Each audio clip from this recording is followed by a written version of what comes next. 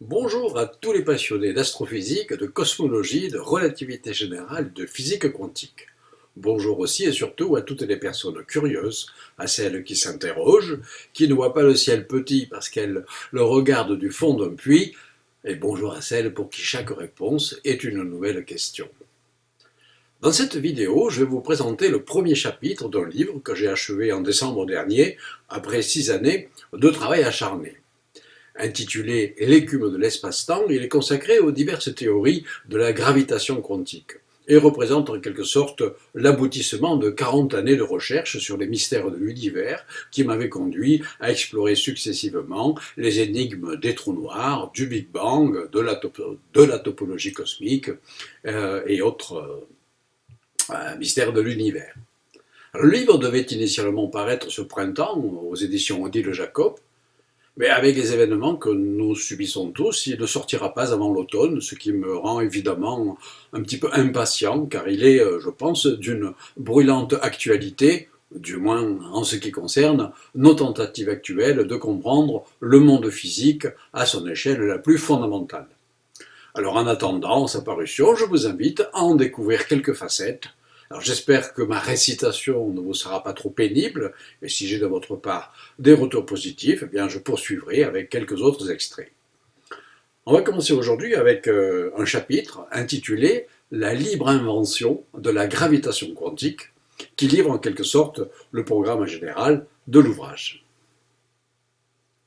La mécanique quantique gouverne l'évolution du monde microscopique.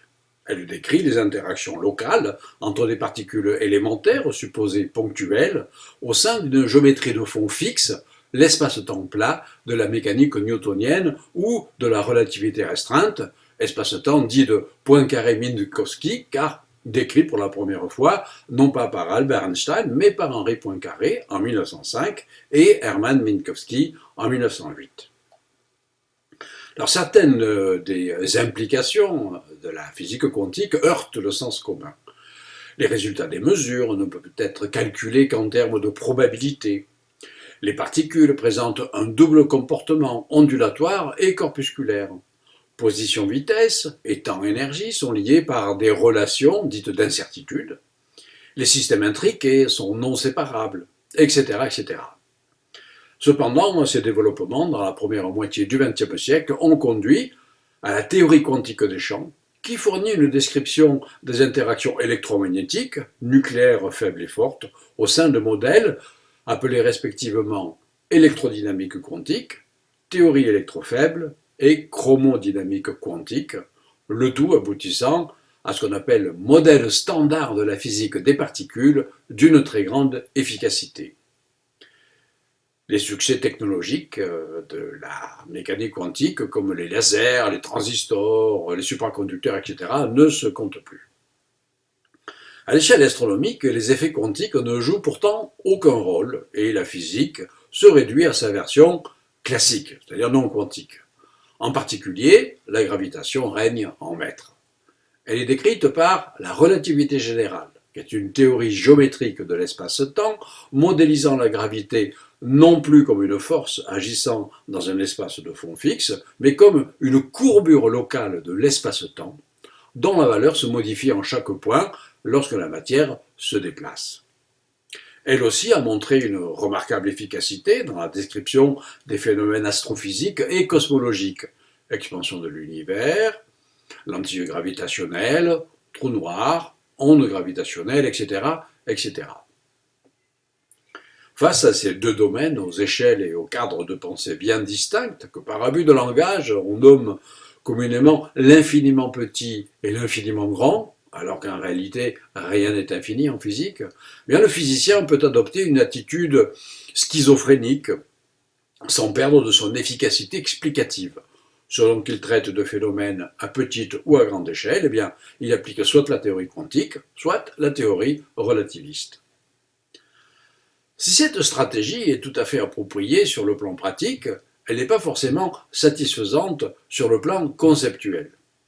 On voudrait en effet que la physique dans son ensemble soit décrite de façon cohérente par un modèle unifié de toutes les interactions connues. L'histoire de la discipline a maintes fois démontré que l'unification réussie de théories en apparence disparates est une forme naturelle de progression de la connaissance, engendrant invariablement un aperçu plus complet et des questions plus fondamentales sur le fonctionnement de notre univers. Alors, dans cette optique, il pourrait exister donc une théorie d'ordre supérieur, donc la gravitation quantique, dont la mécanique quantique usuelle et la relativité générale ne seraient finalement que des approximations valides dans leurs domaines respectifs. La nécessité d'une théorie de la gravitation quantique fut d'ailleurs soulignée dès 1916 par Albert Einstein lui-même, peu après avoir publié sa fameuse théorie de la relativité. Il remarqua que les effets gravitationnels entraîneraient les électrons à tomber en spirale vers les noyaux atomiques. Alors, citation, en raison du mouvement des électrons au sein des atomes, les atomes eux-mêmes doivent rayonner non seulement de l'énergie électromagnétique, mais aussi de l'énergie gravitationnelle, ne serait-ce qu'en quantité infime. Il s'ensuit que la théorie quantique devrait modifier non seulement l'électrodynamique de Maxwell, mais aussi la nouvelle théorie de la gravitation. Fin de citation. À l'époque, peu de théoriciens ont senti l'urgence d'unifier les interactions électromagnétiques et gravitationnelles. Et ceux qui ont tenté de le faire, il faut bien le dire, ils ont échoué. Et du coup, la plupart des physiciens se sont tournés vers des problèmes plus concrets de physique atomique ou de développement de la mécanique quantique standard. Ce n'est que plus tard que l'apparente nécessité d'une théorie de la gravitation quantique s'est trouvée renforcée par certains développements de la relativité générale qui ont conduit à prédire l'occurrence inévitable de singularités dans les processus d'effondrement gravitationnel en trous noirs et dans les modèles cosmologiques de Big Bang. En faisant surgir l'infiniment petit dans la relativité, le phénomène des singularités implique la structure de l'espace-temps aux échelles microscopiques et souligne les incompatibilités entre les deux théories. Par ailleurs, l'existence de singularités dans une théorie physique est généralement considérée comme une faille, appelant une théorie meilleure. Alors de même, le paradoxe de l'information, lié à la thermodynamique des trous noirs, apparu dans les années 1970, et dont je parlerai dans un autre chapitre, résulte aussi de l'incompatibilité entre la relativité générale et la mécanique quantique. Alors pour beaucoup, la compréhension réelle du Big Bang et des trous noirs ne peut donc faire l'économie d'une théorie de la gravitation quantique, dont l'une des vertus principales serait justement d'éliminer les singularités gravitationnelles. Devant la difficulté du problème, il a fallu attendre le début des années 1960 pour que les physiciens apprennent à transformer les théories classiques en théories quantiques. Ils ont dû pour cela développer des outils mathématiques comme la théorie des pliages, la théorie des nœuds, la théorie des groupes, la topologie algébrique, etc. Des outils tellement abstraits et complexes que leur compréhension est réservée à quelques dizaines d'experts à travers le monde qui ont passé avec succès les durs apprentissages conjugués de la physique quantique et de la relativité générale. À ce stade, il est fascinant de constater le pari fait sur la liberté d'invention des concepts fondamentaux. Einstein, encore lui, estimait déjà que les principes d'une théorie globale ne pouvaient être extraits de l'expérience. Citation. Nous savons maintenant que la science ne peut naître de la seule expérience immédiate et qu'il nous est impossible, lorsque nous en construisons l'édifice, de nous passer de l'invention libre dont nous ne pouvons vérifier l'utilité qu'a posteriori à la lumière de notre expérience. En résumé, deux voies principales sont suivies depuis plus d'un demi-siècle pour quantifier la gravitation. La première voie privilégie l'approche de la théorie quantique des champs, en vertu de laquelle les forces connues sont véhiculées par des particules appelées bosons. Alors le photon, c'est le médiateur, le boson médiateur de la force électromagnétique. Les bosons W et Z véhiculent, eux, la force faible, tandis que les gluons portent l'interaction forte. Alors tous ces bosons sont des particules de spin entier. Le spin, c'est l'une des propriétés quantiques fondamentales des particules, au même titre que la masse ou la charge électrique. Et comme d'autres grandeurs observables, sa mesure donne des valeurs non pas continues, mais discrètes, discontinues. Plus précisément, entières pour les bosons et demi-entières pour l'autre grande catégorie de particules, c'est-à-dire celles qui subissent les forces au lieu de les transporter et qu'on appelle des fermions. Alors c'est ainsi donc que les spins des bosons massifs, comme le W et le Z, peuvent prendre les valeurs -1, 0 ou +1, et les spins des bosons non massifs, comme les gluons et les photons, ne peuvent prendre que les valeurs -1 ou +1. Alors si l'on suit cette approche, la gravitation doit être considérée au même titre que les autres interactions, comme un champ de force s'exerçant entre les objets au sein d'un espace-temps extérieur passif. Elle est donc associée à un boson, que l'on appelle le graviton, qui ne peut prendre en théorie que les valeurs -2 ou +2. Alors, dans une certaine mesure, c'est fantastique, car cela voudrait dire que nous savons déjà des choses sur une théorie de gravitation quantique avant même d'essayer de la formuler. Oui, mais la contrainte majeure, c'est qu'elle doit rester consistante avec la relativité générale dès que l'on sort du régime des très petites distances, de la même façon que la relativité générale se réduit à la gravitation newtonienne en champ faible et sur des temps de mesure courts. C'est le cas dans le système solaire, le champ gravitationnel qui y règne est très faible, mais il se manifeste par de légères déviations de l'orbite de Mercure, s'accumulant sur des périodes de plusieurs mois qui seules permettent de les mesurer. Donc la grande question, c'est comment faire pour incorporer la relativité générale dans une théorie quantique des champs.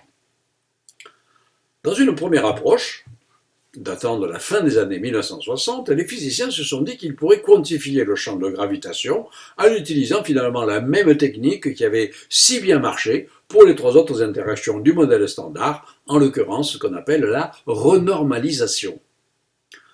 Alors il s'agit d'une technique mathématique, il faut le dire, assez bizarre, mais qui fonctionne curieusement bien et qui permet d'éliminer certaines quantités infinies qui apparaissent dans les théories. Oui, mais voilà, ça ne marche pas avec le graviton, parce que contrairement aux autres bosons, le graviton interagit avec lui-même, produisant donc de nouveaux gravitons qui interagissent également, et ainsi de suite, à l'infini, et donc ça entretient une sorte d'autogénération de la gravité qui aboutit à des infinis absolument pas renormalisables. Alors la théorie des cordes, qui a été esquissée donc à la fin des années 1960 et à laquelle je consacrerai un grand chapitre, a été la première à fournir un cadre formel pouvant inclure le modèle standard des champs et des particules, avec ses fermions et ses bosons, et une théorie quantique de la gravité, avec ses gravitons. Afin de ne plus être non renormalisable, elle a dû forcément être bâtie sur un cadre physico-mathématique complètement différent. Son ingrédient de base stipule que les particules sont des objets étendus et non pas ponctuels, avec pour conséquence radicale que cela exige au moins 9 dimensions d'espace et 1 dimension de temps, ainsi que l'introduction d'une interaction fondamentale supplémentaire dite scalaire, dont l'intensité est caractérisée par un certain paramètre dit de champ. Et si par un processus, encore mal compris, mal défini, que l'on appelle la compactification, on efface 6 de ces dimensions spatiales, ou du moins si on les rend totalement imperceptibles à notre échelle, et qu'on fait s'évanouir aussi le paramètre qui définit l'interaction scalaire supplémentaire, alors on retombe sur la relativité générale. Alors, tout cela paraît fort beau, mais la théorie des cordes doit malheureusement faire face à une foule de problèmes phénoménologiques, sur lesquels je reviendrai en détail.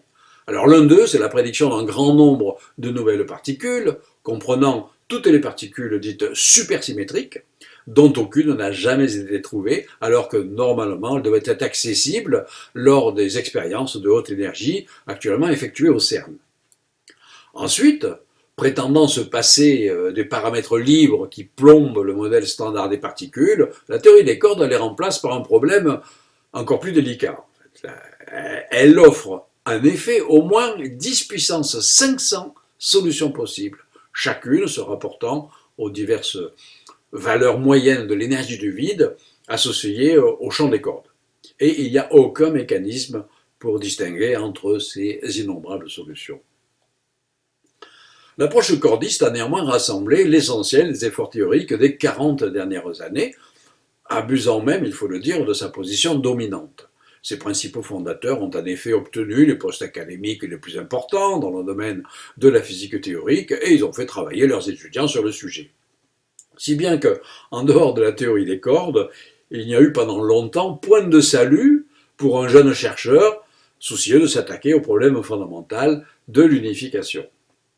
Mais quand même, au bout de 30 années de travail sur les divers modèles de la théorie des cordes, il a bien fallu admettre qu'à part de belles idées abstraites comme l'holographie ou le multivers, dont je parlerai plus en détail, la théorie n'avait pas abouti à grand-chose de concret. La seconde voie, vers la gravité quantique, privilégie au contraire l'approche purement géométrique de la relativité générale. Elle cherche donc à quantifier l'espace et le temps eux-mêmes. Alors on sait qu'en physique quantique, il y a des grandeurs, comme l'énergie, la charge électrique, l'impulsion, etc., qui ne peuvent prendre que certaines valeurs discrètes, discontinues, alors qu'en physique classique, elles sont lisses et continues. Il existe donc des quantités irréductibles de ces grandeurs, on appelle justement les quanta. Or, en relativité générale, si on s'en souvient, la gravitation est modélisée comme une propriété géométrique de l'espace-temps, et non pas comme une force. Donc, si on veut la quantifier, il faut supposer l'existence d'unités élémentaires d'espace et de temps. C'est l'idée de base de la gravité quantique à boucle, à laquelle je consacrerai évidemment un chapitre. Et donc, il existerait des atomes d'espace et de temps, à savoir des entités au niveau desquelles les effets quantiques modifient radicalement la texture même de l'espace-temps, qui ne serait plus lisse et continue, mais granulaire. Alors, cela change du tout au tout la description de l'univers à très petite échelle, assimilable à un réseau discontinu d'atomes d'espace interagissant et évoluant par petits sauts temporels correspondant à des sortes d'atomes de temps. Alors, les calculs issus de cette approche, difficile, pas tout à fait achevés, sont quand même au moins aussi prometteurs que ceux de la théorie des cordes et ils ne nécessitent pas l'introduction, par exemple, de dimensions supplémentaires. En théorie des cordes et gravité quantique à boucle ont suivi des chemins parallèles, sinueux et difficiles, et l'on ne sait d'ailleurs toujours pas si elles parviendront à leur but respectif. Mais quand même, dans les deux cas, remarquez que la cause profonde des infinis et les singularités apparaissant dans les théories classiques est censée être éliminée, car les calculs s'arrêtent à une certaine échelle de coupure, par exemple la taille non nulle des grains d'espace ou les dimensions non nulles des particules, ce qui permet aux quantités physiques de prendre des valeurs finies. Et dans les deux cas aussi, ces théories, encore en construction, remettent en question le fondement intégral de notre entendement de l'univers. Alors, par exemple, elles impliquent toutes deux, bien que de façon très différente, le concept assez fascinant de multivers, qu'on appelle aussi parfois le plurivers, auquel je consacrerai un chapitre spécifique. Alors il s'agirait en fait d'un hypothétique ensemble contenant un nombre très très grand d'univers possibles, dont le nôtre ne serait finalement qu'un cas extrêmement particulier. Alors le multivers, donc ensemble de toutes les réalisations de l'univers, représenterait vraiment tout ce qui existe. L'espace, au sens le plus complet du terme, le temps, la matière, l'énergie, toutes les lois possibles de la physique, accompagnées des constantes fondamentales de la nature qui les déterminent. Alors, un autre point important à souligner, c'est que la théorie des cordes est bien plus ambitieuse que la gravité quantique à boucle. Elle prétend en effet unifier en un seul schéma toutes les interactions connues, au point qu'elle est parfois qualifiée de théorie de tout, un terme que j'estime quelque peu fanfaron.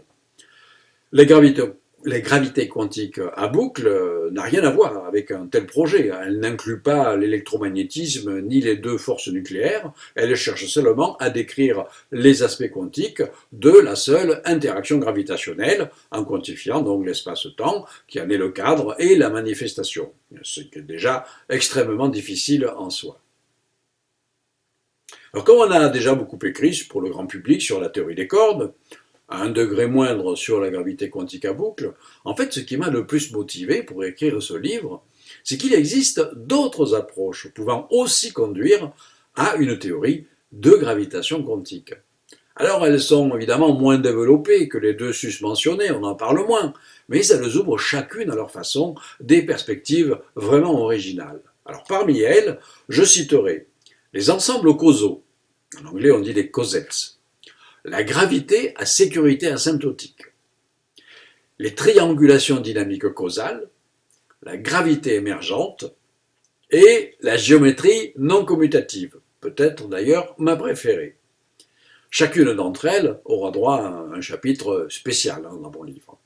Alors nul ne sait si parmi toutes ces théories, l'une est suffisamment dingue pour avoir une chance d'être correcte, comme Niels Bohr aimait le répéter à ses étudiants. Alors dans le chapitre que je leur consacrerai, je me contenterai d'en esquisser les idées de base sans rentrer dans aucun détail technique, qu'en outre je ne suis même pas certain de maîtriser, parce que finalement l'élaboration d'une seule théorie de gravitation quantique cohérente peut être l'œuvre de toute une vie. Avant de conclure ce premier chapitre, posons-nous cependant la question iconoclaste qui invaliderait l'objet même du projet. Sommes-nous certains d'avoir vraiment besoin d'une théorie quantique de la gravité pour comprendre le fonctionnement de l'univers au niveau le plus fondamental? De plus en plus de physiciens en doutent. La science, c'est l'art de poser des questions. Les plus profondes sont celles qui semblent avoir une réponse évidente mais fausse. Par exemple, à la question « Pourquoi la nuit est-elle noire ?» La bonne réponse n'est pas du tout « parce que le soleil est couché », mais c'est parce que la lumière voyage à vitesse finie, depuis un temps passé fini, ce qui rend l'espace observable fini, et le nombre des étoiles qu'il contient fini. Autrement dit, l'explication de la noirceur de la nuit met en jeu un niveau bien plus profond de compréhension du cosmos. Alors pour d'autres questions, par exemple, pourquoi la masse du proton est-elle 1,67 10 puissance moins 27 kg? Il n'est pas certain qu'il y ait une réponse. Alors, il pourrait certes y avoir une explication très profonde du type théorie de tout, mais il se pourrait tout autant que les masses des particules élémentaires soient ce qu'elles sont, un point c'est tout, sans aucune autre explication à chercher à un niveau plus profond. Eh bien, de la même façon, la gravitation pourrait être une manifestation de la nature complètement indépendante des trois autres interactions connues, et non un aspect dérivé d'une théorie unifiée. En d'autres termes, la quête d'une théorie unifiée pourrait venir non pas d'une propriété intrinsèque de la nature, mais d'un besoin psychologique des physiciens. Alors, il faut peut-être aussi se débarrasser de l'idée usée, bien que toujours séduisante, il faut le reconnaître, selon laquelle la beauté mathématique serait la clé de l'unification. Ah oui, les mathématiques sont notre outil le plus commode pour déchiffrer rationnellement l'univers qui nous entoure, mais croire qu'elles sont forcément prophétiques peut faire quand même quelques dégâts épistémologiques. Il se pourrait donc que la physique de demain évolue en fait vers deux théories indépendantes, différentes, mais interconnectées tout de même. D'un côté, une théorie de grande unification pour les interactions électromagnétiques et nucléaires, fortes et faibles, une théorie d'ailleurs encore en construction, et de l'autre, une théorie de la gravitation quantifiée, mais sans faire intervenir de dimensions supplémentaires, de multivers, etc. Sur un plan plus philosophique, et je finirai avec ça, la conception unitaire de la science relève, il faut bien le reconnaître, d'une forme de fondamentalisme théoricien, dans lequel finalement la science serait conçue comme une pyramide de disciplines construite à l'envers, à partir de sa pointe. Alors, au sommet inversé de la pyramide, une physique unifiée, modèle de la scientificité, et qui soutiendrait tout l'édifice. Eh bien, on peut lui opposer la vision peut-être aussi riche d'une réalité morcelée, mouchetée comme une peau de léopard, pour reprendre la jolie expression de la philosophe Nancy Cartwright, et une vision qui appelle donc une science désunie. À bientôt.